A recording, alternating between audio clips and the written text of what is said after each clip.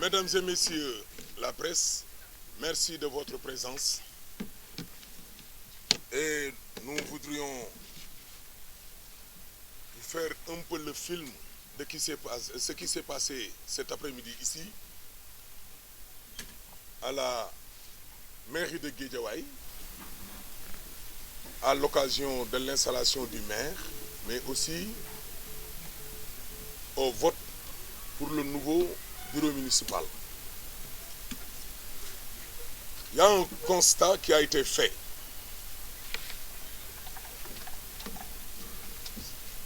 Un délit. On peut même le considérer ainsi. Parce que il y a une dame du nom de Madame Aminata Sy et sa fille,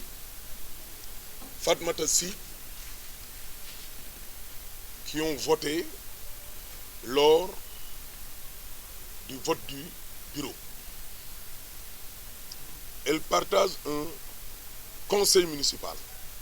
ce qui est anormal, de parenté de premier degré, ce qui est quand même qu'on peut considérer comme une forfaiture.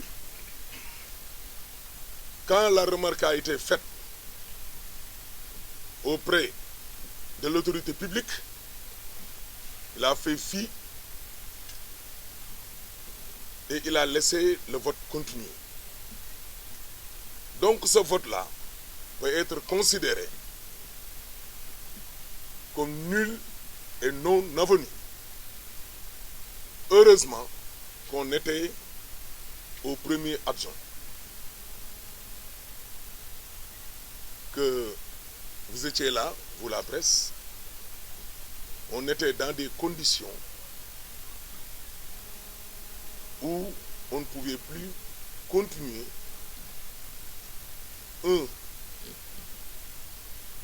à procéder au vote.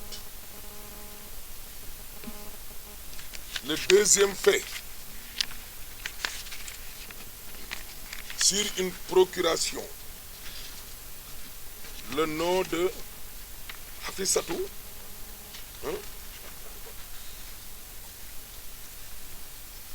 le nom inscrit sur les listes et celui qui est mentionné sur sa pièce d'identité sur la procuration est différente. Puisque c'est le maire qui présidait la séance, le préfet était là comme superviseur, ce qui fait un deuxième constat. Et ils ont voulu quand même faire un hold-up, c'est un coup d'État. Et notre coalition a dit non. Le préfet du département, malheureusement, nous a dit seul le conseil municipal est souverain. Alors que c'est le maire qui présidait la rencontre. Et nous avons dit que le vote ne va pas quand même se dérouler dans cette salle. Et on voudrait aussi dire à M. Alioune Sall, le maire sortant, et à sa coalition, et au président de la République, M. Macky Sall, d'accepter la volonté populaire. Il y a 6500 voix qui nous séparent de l'équipe sortante, entre les Yéwi et la coalition Benno Bokk Yakaar. Non seulement ils doivent quand même accepter la volonté populaire, mais aussi accepter la volonté divine. Quand ils débarquaient ici chez nous en 2014, beaucoup de gens disaient que Monoulne, ça c'est impossible. Et pourtant, il a été élu maire. Et nous l'avons accepté. Avec un bonus de 2 années supplémentaires. Il devait quitter en 2019. C'est en 2022. Et aujourd'hui, en 2022, au soir du 23 janvier, par la grâce de Dieu, le Tout-Puissant, il a mis fin à son mandat et à ses fonctions de maire. Nous lui demandons d'essayer de passer par la grande porte, d'être un grand et avoir de la grandeur. Nous voulons vraiment, et on doit éviter que l'irréparable se produise. Nous avons dit ça au préfet. Il est là, il nous dit non, le premier adjoint, patati, patata, le blanc. Nous avons bloqué le travail. C'est ça, le film des faits. Nous remercions encore une fois toute l'opposition sénégalaise qui est là. À sa tête, notre doyen, notre grand frère, notre mentor, le président du grand parti, Aladji Malick Gakou. Nous lui disons merci. Et il a été déclaré ici, devant le préfet et devant le maire sortant, qu'il est élu maire honoraire de cette ville. Nous sommes majoritaires et nous allons le voter. Inch'Allah. Nous remercions aussi nos amis de la coalition Wallu. À sa tête, le président Abdoulaye Wade, le secrétaire général du Parti démocratique sénégalais, qui a prié depuis 2019 devant le président Aladji Malick Gakou. C'était à Paris. Il m'avait promis ça, qui va être le prochain maire. Alhamdulillah. Il est représenté ici par le chargé de mission du président du ministre d'État Karim Wade, Saliou Dieng, il est là. Et les responsables du Parti démocratique sénégalais. Le parti du président Pape Diop, Bokk Gis Gis, est bien représenté par le député du peuple, Cheikh Abdou Bara Dolly. Mention spéciale à toute la coalition Yewwi Askan Wi. Mention spéciale à mon boss. Mon président directeur général est là. Le président de la grande coalition Gëm Sa Bopp, Bougane Gueye Dany, qui m'a soutenu, qui a fait ce déplacement si cher. Sant tamit coalition Yewwi Askan Wi. Sant suñuy waajur, du ma ni samay waajur, suñuy waajur, ñun waa coalition. ñëpp a sonn depuis ba ñu téyee suñu liste golf ak saam ba tey nelawu leen. Forfaiture yi dafa bëri ba pare gudd ngeen xeex ba yegg si fii ñu ne mënul ne ñu nekk ci ba lii ñëw tey li xew fii tey nag ma defal leen tuuti résumé. dañ fi gis yu defuwul préfet nee na ma personne n'est au-dessus de la loi ma ne ko dëgg la donc la loi va s'appliquer ci kaw ñëpp.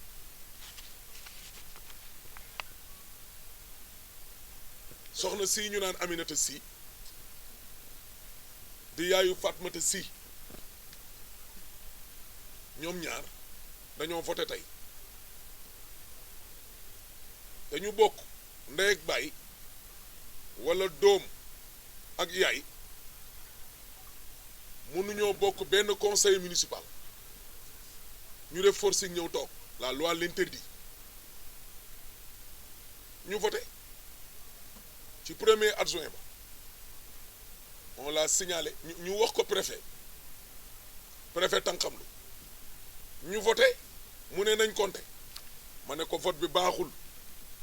parce que loi day tere lii kenn na cay démissionné keneen remplacé ko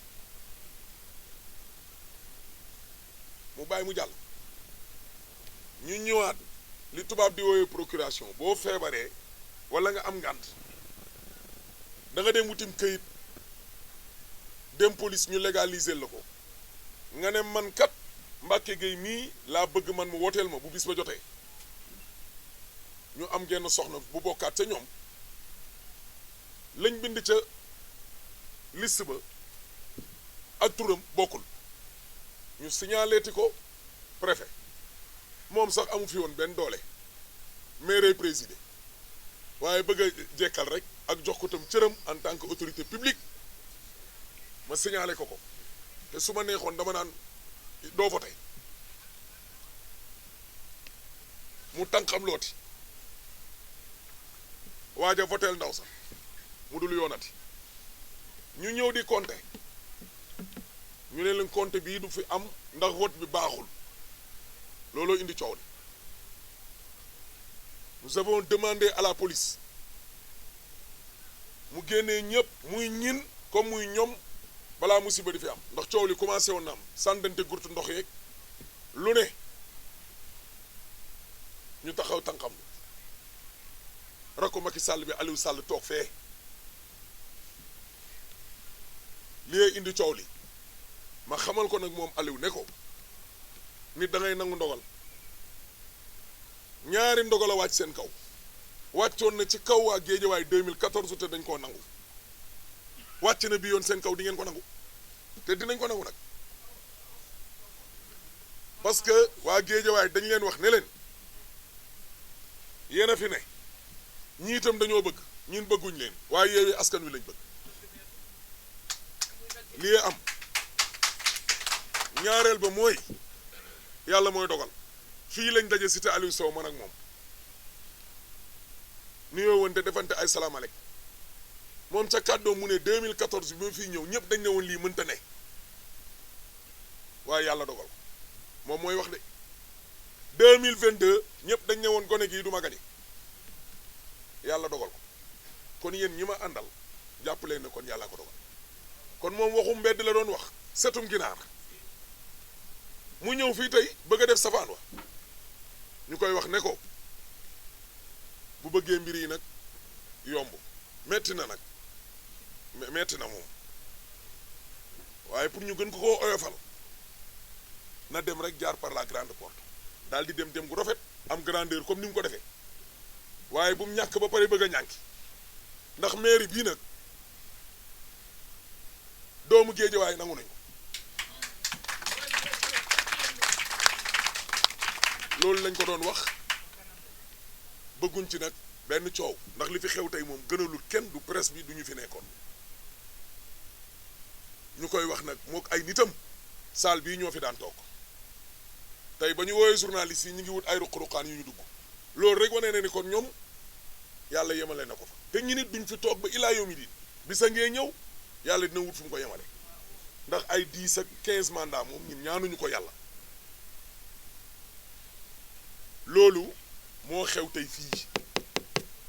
du ñu bàyyi doom ak yaay nekk ci ab liste électorale te loolu loi bi tere ko ngeen ne dinañ fi voter par force te ñu jëm ba 14e adjoint ñu ne duñu ko naw vote bu njëkk bee bon fa lay yem duñ bàyyi muy dem ñaar di bon ñett di bon ba kañ suba nag incha allahu rabbi ci àjjuma ji la ñu secrétaire général bi jox convocation nañu ca la ñu war a joxante lengay man ak Aliou Sall fii ci digg mairie ñun nag incha allahu rabbi danañu ñëw buñ jullee jumaa ba pare 16h incha allahu rabbi fii su ñëwee danañu ñëw bu ñëwul dinañu ñëw te secrétaire général bi ngi may dégg convoqué naa ko léegi ci benn bureau ne ko na jël disposition yépp pour cérémonie bi nekk lu jekk moom nag forcé wuñu gis nañ fi ay passation de service yoo xam ne ñañ daan bi da leen mitti seen yaram ba duñ mën a ñëw bu ñëwee nice bu ñëwul tamit na ko secrétaire général organisé suba ci àjjuma ji may wax nag mbooloo mi ñu àndal nañu bokk nañ ci mairie yi ñu gën a teg bët rakkam dee lañ wutu mbaa la rakk ja mën ñun dinañ ko mën nañ lu ko raw li koy maye nag mooy liggéey ba tax na àjjuma boo leen jëlee lengay altine 8h au bureau ñu liggéey ñu ñëw nag ci cant yi parce que lii ngeen gis nii ay nit a ci jàpp tàmbale ko ci ñetti parti ay initiateur ba ci PDS sax yàlla moo am nu mu dogale muy taxaw Pastef ak PUR ñëpp ñëw fa lañ koy dooree sant nag suñu kilifa suñu mag di suñu mentor di El Hadj Malick Gakou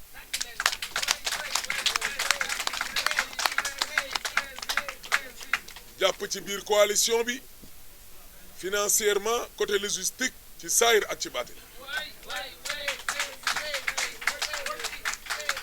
gungee ñu ba bisu tey bi tey waroon na tukki ba léegi mi ngi fi toog ne danoo installé passation de service mu doog a tukki du président El Hadj Malick Gakou ca loola nag ginnaaw ba ñu toogee démb ñun waa Yewwi di réunion barki démb ca lañ ko fa wax mënoon nañoo tëb rek sax def ko te kenn duñu mere ñu laaj conseil ne leen dañ ko bëgg a def maire honoraire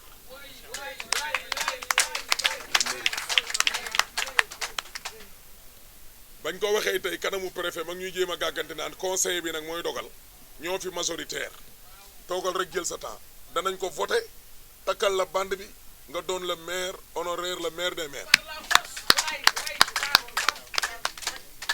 ñu sant nag coalition opposition bi ndax tey ñëpp a fi daje Ablaye Wade France la wootee Karim Wade Qatar la wootee ñun ñëpp jot nañu jël délégation ma yoro faye nga ne la taxaw Doudou Wade waroon na ñëw am empêchement chargé de mission Saliou Dieng merci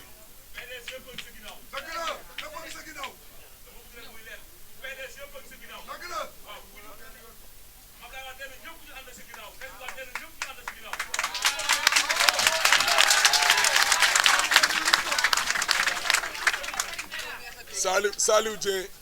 chargé de mission Karim mi ngi nii toog yor structure parti bi moom la ñu délégué ak ma yoro fay président Doudou Wade am ngànt ba tax ñëwul ñu koy sant di ko gërëm sant tamit nag honorable député du peuple ngi nii Cheikh Abdou Bara Dolly Mbacké ngi nii toog pour yéen ñi ko doon dégg chaque jour ci rajo bi mu nekk suñu xarit nag nekk itam suñu xaritu groupe de presse bëgguñu moom miy toog sant nag ki nga xam ne da di sama kilifa ñaari yoon jiite ma fi may liggéeyee di président Bougane Gueye Dany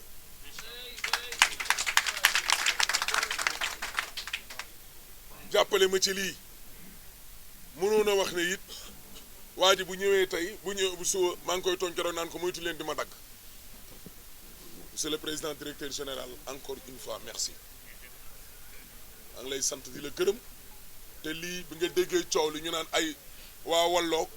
ak waa gëm sa bopp ak da ngaa daw mais damay ñëw pour wane comme waa PDS li ñu wane ku fi def leneen ñin santuñ leen ko ñin seeni njiit li ñu leen sant mooy voter l'opposition.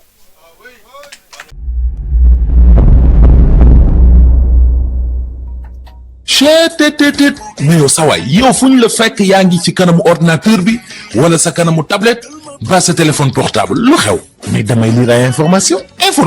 waaw xoolal boo bëgg am ay information yu leer nañ et en temps réel duggal ci www.senegal7.com ay information yu wóor man de maa ngi application Sénégal 7 lépp lu xew dama koy jot ci sama téléphone ci tàng bi te nag application Sénégal 7 am ko yomb na da ngay dugg ci Play Store wala Apple Store nga télécharge ko rek xam li xew ci réew mi ak la xew ci bitim réew te nag dara du la ci umpu. Vous voulez des informations en temps réel? Cliquez sur www.senegal7.com. Sénégal 7, le roi de l'information en temps réel.